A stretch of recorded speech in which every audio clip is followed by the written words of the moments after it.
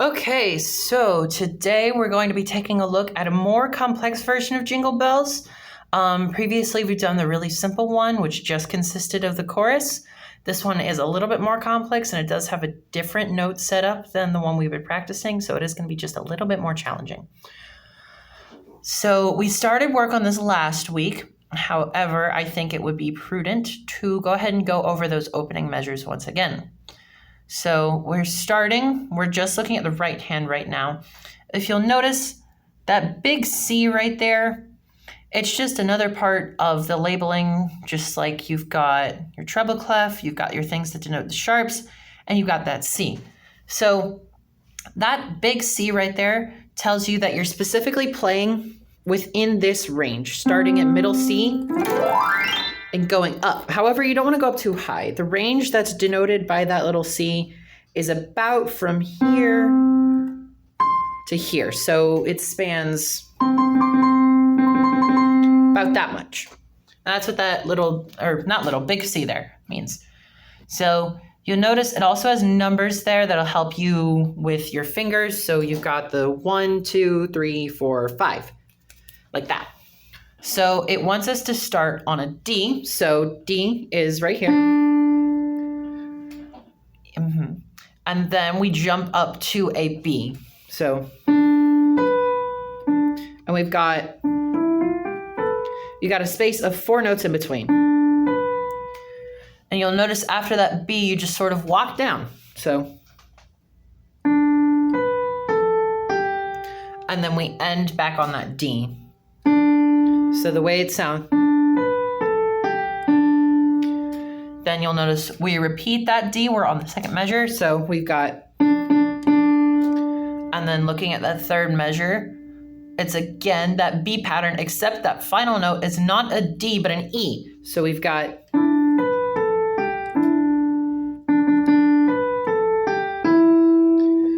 and then next note, we're starting on E this time, and we go from E to A, and we go E to C, my bad. We go from E to C, and then we walk down to A. So we've got, and then we finish on an F. However, you'll hear how that sounds right. That doesn't necessarily agree with the rest of them. It just doesn't sound right. And that's where this little sharp symbol right here, the little hashtag looking symbol, comes in. So it's on the top line, which means it's an F. And that tells us that we don't need to play the F key. We need to play the black key F, or F sharp. So instead of, we play, see, and that sounds better, doesn't it? We've got an interval here on our next note. We have an F, so we keep the black key F, and we have a D that complements it. So we play these two together, like that. And we have a D that repeats before walking down back to what is a G and a B. So,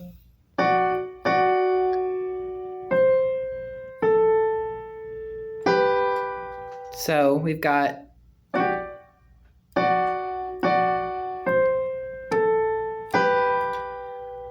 okay, then we keep going, and it just repeats all over again. So we switch back down to our D.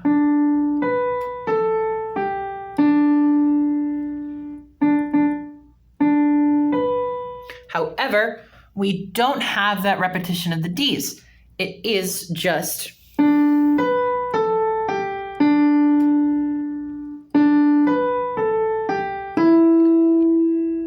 and we are at this measure right here. We repeat this E one more time,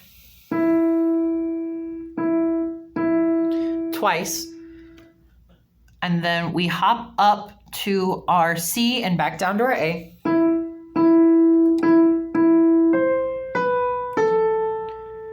However, we then jump back up to a D.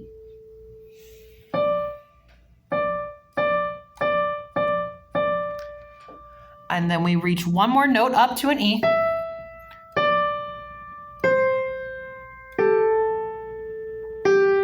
just like that. And it's just a little walk down before coming to this chord, or not chord, interval, excuse me, I'm sorry. We have our F, but remember it's the black key F, so we have this one paired with a D again. And that's the, when you think about it, you have the dashing through the snow. This is the oh, right before you go into Jingle Bells. So it's oh, jingle bells, like that. Okay, so now we are down to the main chorus, and this is a bunch of intervals with our hands sort of expanding. So imagine you're starting like this and you're going whoop, so you can reach those notes. So we start with a G and a B. So we've got, and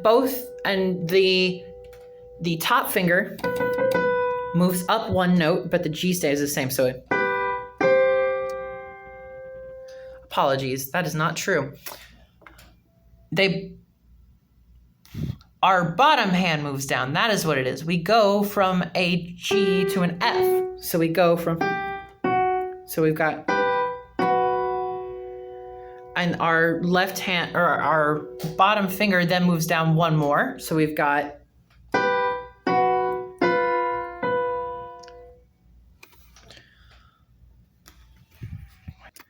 so our top note actually stays consistent through that whole measure. You'll notice the difference though. Those bottom notes get they get one extra note, where we only have 3 on the top and 4 on the bottom. And that is because of the half note we have there, which means that our top finger holds that little beat down longer than our bottom. So we start just like this with a G and a B. Then our left hand moves down to this F. Then it jumps to an E and finishes off with a D. So we've got, and then it repeats again right here in that second measure. So we've got, my bad.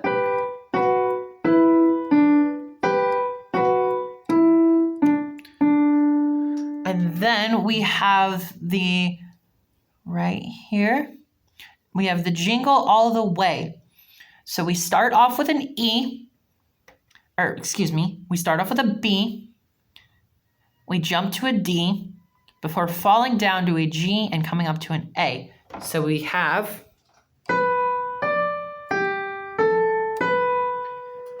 and you'll notice there is more notes on the bottom than what we're focusing on.